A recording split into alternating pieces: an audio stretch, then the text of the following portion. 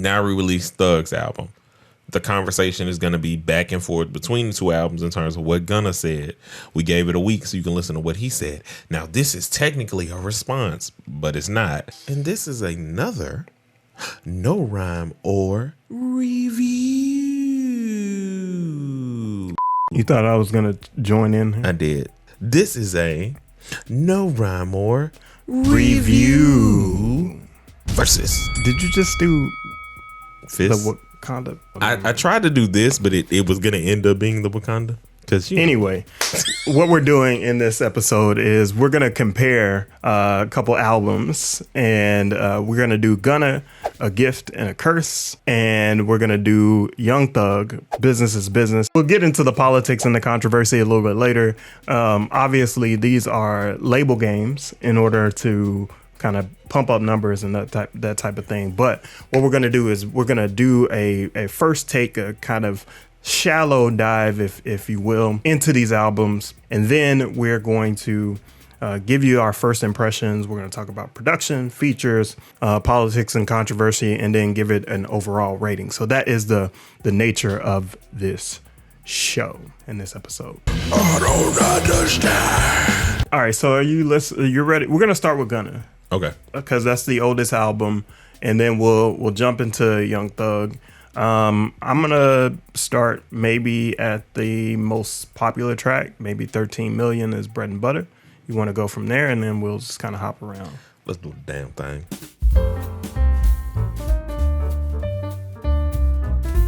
So where are you at with this? First impressions, just kind of. First impressions, this dude it's insane. It's crazy to me because you can tell he's cut from the Young Thug cloth, but I can understand him. Always. So he has that diction, he has that clarity, and that plays a lot into the listening experience because you just be rocking along. We talked about Killer Mike's album last week and how it just sounds like Atlanta, and this sounds like Thug's Atlanta.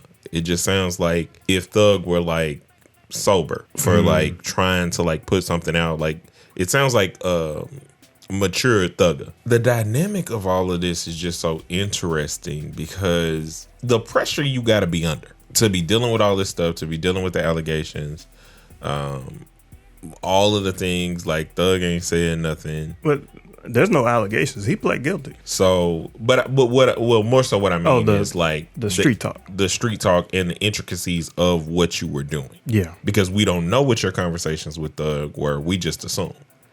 And we're also assuming on a whole about what you should and shouldn't do based off street tactics or street ethics and street codes that a lot of y'all don't even follow or represent or look at. Right. It's a lot of y'all that's still listening to 6ix9ine and you don't care. This album, Gunna's album, off of kind of first listen, is feeling like the rumors are true.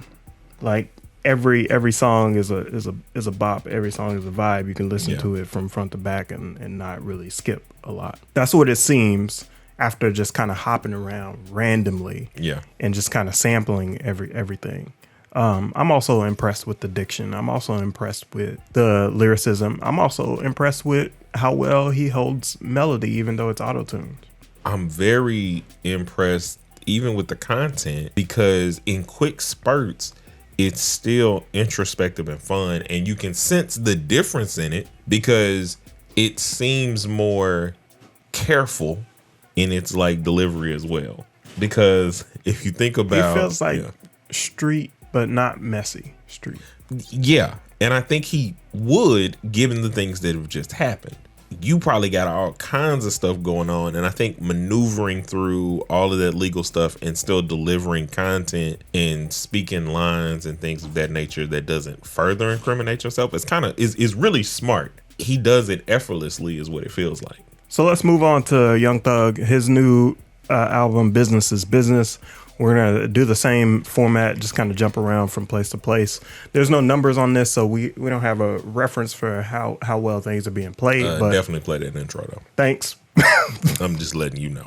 I appreciate you cutting me off so I can get into the intro, which is exactly where I was going to go. because we have a long Drake soliloquy on here.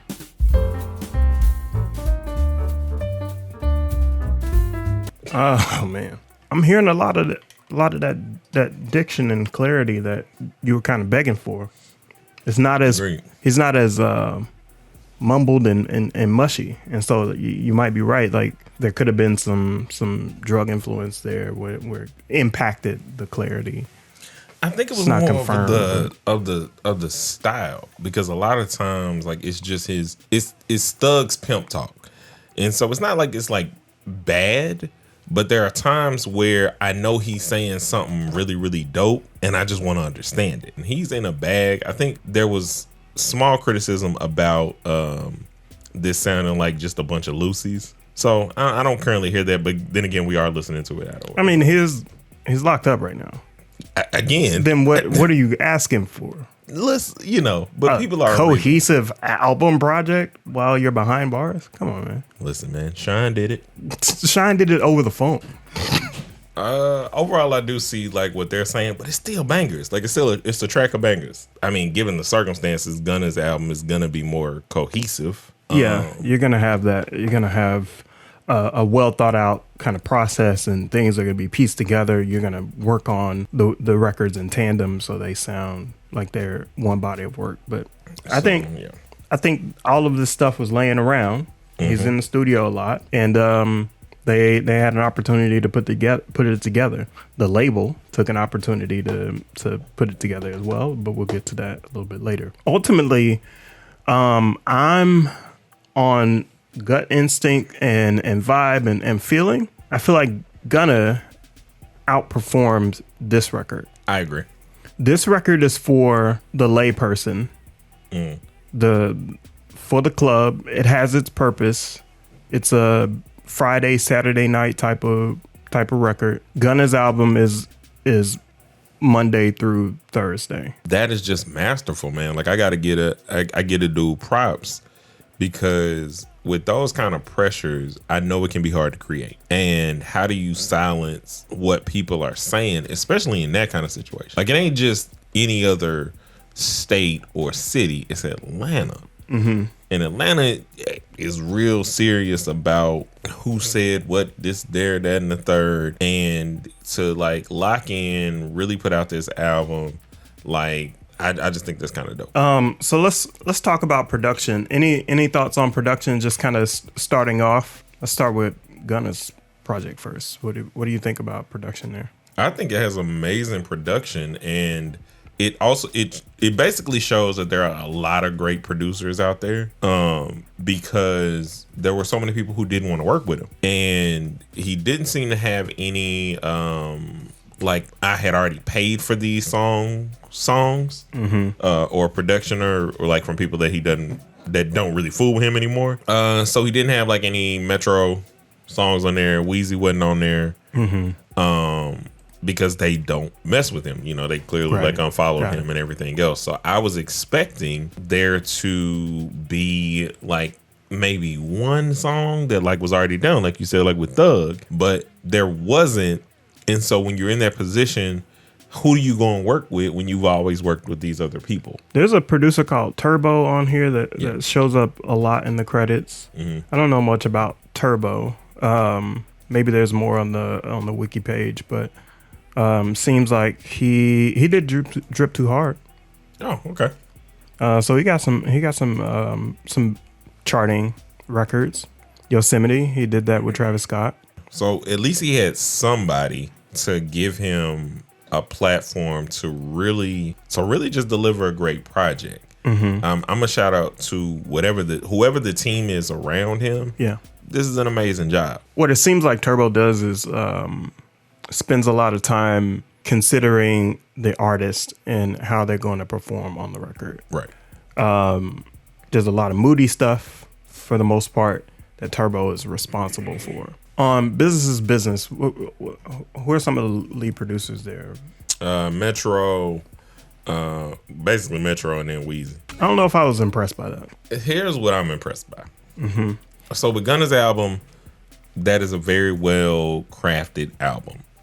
With Thug, it's impressive to me that you have these kind of songs laying around. And you still ain't put them out yet. Like, that's crazy to me. It's been like, 2 years, so yeah. Like, I don't know if it's like some sort of weird thing, and maybe he was preparing mentally, because like you be knowing, like you might not know, but given the way stuff kind of goes, you kind of have an inkling about things that are going on, people watching you, all this other stuff. So to have all that is supremely impressive to me, because it can sound like a Lucy album, but his Lucy album is better than somebody's thought of album, like in a lot of ways. Yeah, I think it does have it's not as cohesive, but you can see a theme. You can see there's a point. You can see there was some intention from picking songs, for sure. Yeah. And if nothing else, I think that it's the smartest play. Mm-hmm. Because what do you need right now? Like, in terms of the label, like the label's play is, okay, we released Gunna's album last week. Now we released Thug's album. The conversation is going to be back and forth between the two albums in terms of what Gunna said. We gave it a week so you can listen to what he said. Now, this is technically a response, but it's not. And, but you're going to be finding ways that you can do this. And with Thug's album, we didn't have a lot of time with him clearly. So we need to go with the features that like are clearly vacant from Gunna's album. So what do you think about that? Like, why do you think it's features and no features? I think it's just all tactical, because when you say that nobody wants to work with him, it shows better if you don't do features and you pull a J. Cole. Nobody wants to work with me. I'm gonna prove to you that I don't need nobody. It's business. I don't agree with it, but it's business. I see what you did there. Business is business. Business is business. What do you think we should rate this? Let's start with Gunna first. What would you rate? Well, no, let's start with Young Thug first. Yeah. Thug, I give him 4 out of 5 off the just difficulty. 4 out of 5 what? 4 out of 5 Jeffrey dresses. 4 out of 5 Jeffrey dresses. Yeah. This is a deep one. I'll give him 3 out of 5 Pecan Hens. That is what you needed to hear. Yo, nah, bro. Nah, fam. Chill out.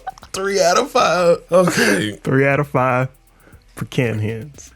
So what you got for Gunna? Where for Gunna, I got 4.5 stupid leather shin things, whatever that outfit it was that he wore. What? Like stupid leather outfits.